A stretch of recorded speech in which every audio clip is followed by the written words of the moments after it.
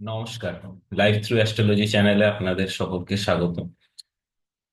আজকের ভিডিওতে আমরা আলোচনা করতে চলেছি বৃষ রাশির 2025 সালের গ্রহগত গোচর নিয়ে। বৃষ রাশি রাশির অধিপতি শুক্র, এবং প্রথমেই দেখে নেওয়া যাক বৃহস্পতি বৃষ রাশি 2025 সালের থেকে আগামী এক বছরের জন্য কোথায় থাকবে।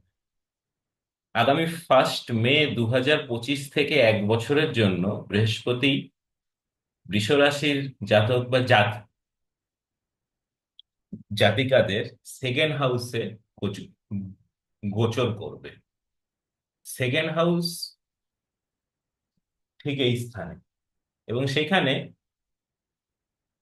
ডেটটাও আমি এখানে লিখে দিচ্ছি, 1 মে 2025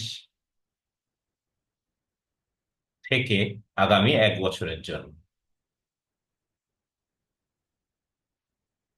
এবং সেকেন্ড হাউসের যদি আমরা কার্যকলাপ চাই বুঝতে, সেকেন্ড হাউস একটা জন্মছকে বা একটা রাশিতে কি বোঝায়। সেকেন্ড হাউস হলো আমাদের অর্জিত বা সঞ্চিত ধন সম্পদের ঘর, আমাদের বাণীস্থান, আমাদের পরিবার থেকে প্রাপ্ত সুখের ঘর। তা বৃহস্পতি যে ঘরেই বসে সেই ঘরকে শুভ ধরা হয়। এবং বৃহস্পতি এই স্থানে থাকার দরুন জাতক বা জাতিকারা লক্ষ্য করবেন যে আপনাদের মুখের ভাষা বা আপনাদের মুখের বাণী কোনো কারণে তার একটা পজিটিভ ফল আপনারা পেতে চলেছেন। আপনাদের মুখের কার্যকলাপের জন্য কোনোভাবে কিছু শুভ ফল আসতে পারে। পারিবারিক সুখ, যেটা এতদিন কোনো কারণে আপনাদের মনে হচ্ছিল কম ছিল, সেটা কোনোভাবে ফিরে আসতে পারে। এবং অর্জিত ধন সম্পদ আপনারা চাইলে সঞ্চয়ের খাত বাড়তে পারে, বৃদ্ধি হতে পারে। বৃহস্পতি সেকেন্ড হাউসে বসে দৃষ্টি দেবে সিক্সথ হাউসে, সেটা আমরা ইন্ডিকেট করছি এইখানে। বৃহস্পতি যখনই সিক্সথ হাউসে দৃষ্টি দেবে, সিক্সথ হাউস হলো আমাদের রোগ ঋণ শত্রুর ঘর।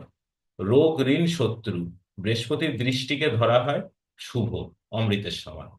তাই যখনই বৃহস্পতির শুভ দৃষ্টি সিক্সথ হাউসে এসে পড়বে, তখন অবশ্যই রোগ ঋণ শত্রুজনিত আপনাদের জীবনে কোনো সমস্যা থাকলে তার অবসান হবে, এটা ধরে ধরে নেওয়া যায়। বা সেই অবসান করার জন্য যে প্রচেষ্টা, সেটা আপনাদের হয়তো সফল হবে।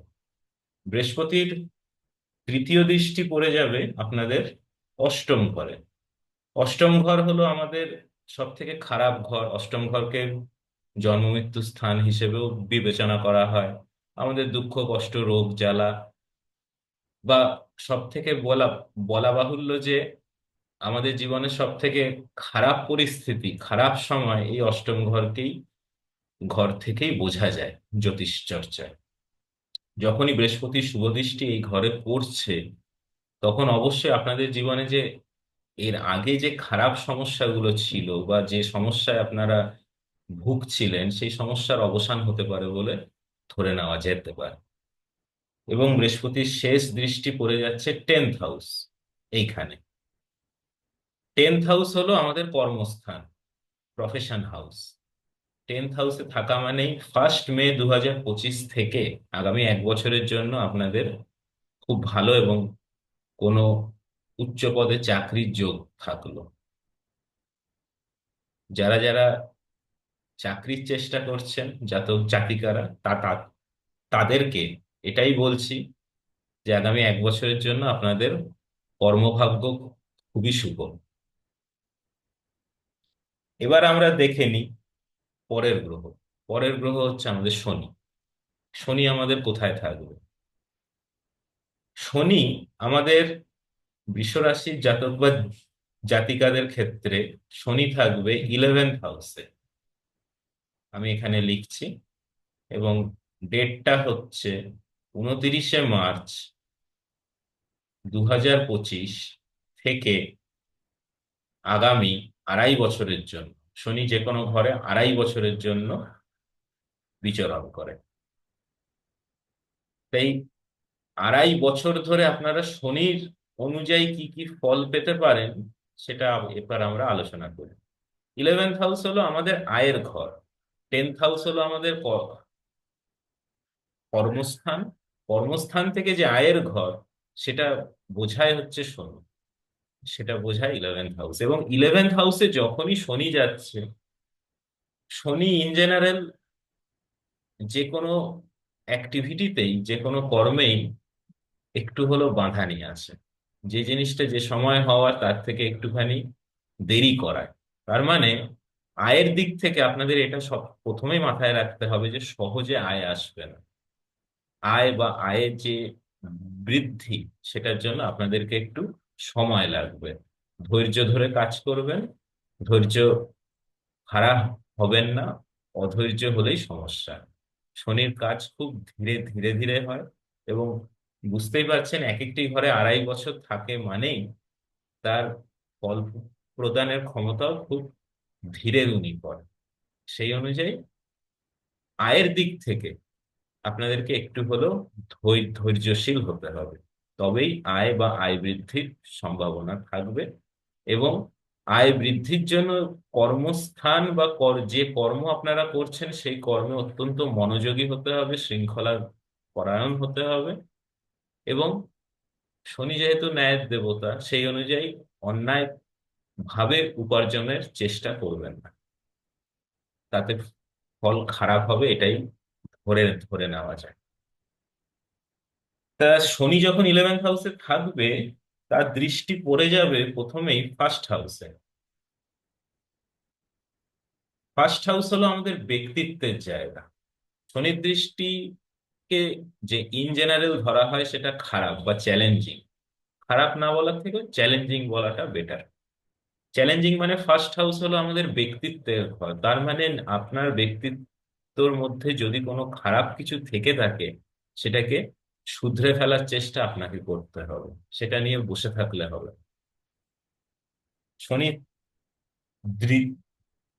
সেকেন্ড দৃষ্টি পড়ছে ফিফথ হাউসে। ফিফথ হাউস হলো আমাদের পড়াশোনা, বিদ্যা, বুদ্ধি, প্রেম, সন্তান। এই জিনিসগুলো আমরা ফিফথ হাউস থেকে আমরা বুঝতে পারি। তার মানে সন্তানের প্রতি আপনাদের অনেকখানি যত্নশীল হতে হবে। যে কোনো কাজ বা যে কোনো কর্ম যখনই করবেন, সেখানে যে বুদ্ধিটা প্রয়োগ করবেন সেটা একটু ভেবেচিন্তে ধীরে প্রয়োগ করবেন। তাড়াহুড়ো করে কোনো কাজ করবেন না। প্রেম জীবন থাকলে প্রেম জীবনে অল্প বিস্তর বাধা আসতে পারে। যেটাই করবেন প্রেম জীবনের ক্ষেত্রে, সেটা একটু বুঝে, একটু ঠান্ডা মাথায় করা উচিত। এবং সেখানে তাড়াহুড়ো না করাই ভালো। শনি শেষ দৃষ্টি আপনাদের পড়ে যাচ্ছে এইটথ হাউসে। শনির দৃষ্টি এইটথ হাউসে পড়া মানেই আপনাদের জীবনে কোনো না কোনো কারণে হয়তো দুঃখ কষ্ট একটু হলেও বাড়তে পারে। কিন্তু যেহেতু এখানে বৃহস্পতি শুভ দৃষ্টিও পড়ছে, সেই অনুযায়ী এই এইটথ হাউসের যা কার্যকলাপ, সেটা কিছুটা হলেও মিক্সড একটা রেজাল্ট আসবে। খুব ভালোও নয়, আবার খুব খারাপও নয়। যেটা সব থেকে গুরুত্বপূর্ণ বিষয় যে খুব খারাপ কিছু হওয়ার থাকলে বৃহস্পতি শুভ দৃষ্টি থাকার দরুন কিছুটা হলো কম হয়। কিন্তু তারপরেও বলছি, যতখানি আশা আপনারা করছেন পজিটিভ কিছু রিগার্ডিং এইটথ হাউস, সেটা হয়তো খুব পজিটিভ নাও হতে পারে, কিন্তু একটা মিক্সড রেজাল্ট আসবে। তা আপাতত আমরা বৃহস্পতি শনির গোচর কমপ্লিট করলাম। এরপরে আমরা আসছি রাহু কেতু। রাহু আপনাদের 10th হাউসে আসবে 2025 সালে 18ই মে। আমি এখানে লিখে দিলাম 18ই মে 2025 সালে আসবে রাহু। এবং এইখানেই থাকবে আগামী 1.5 বছরের জন্য।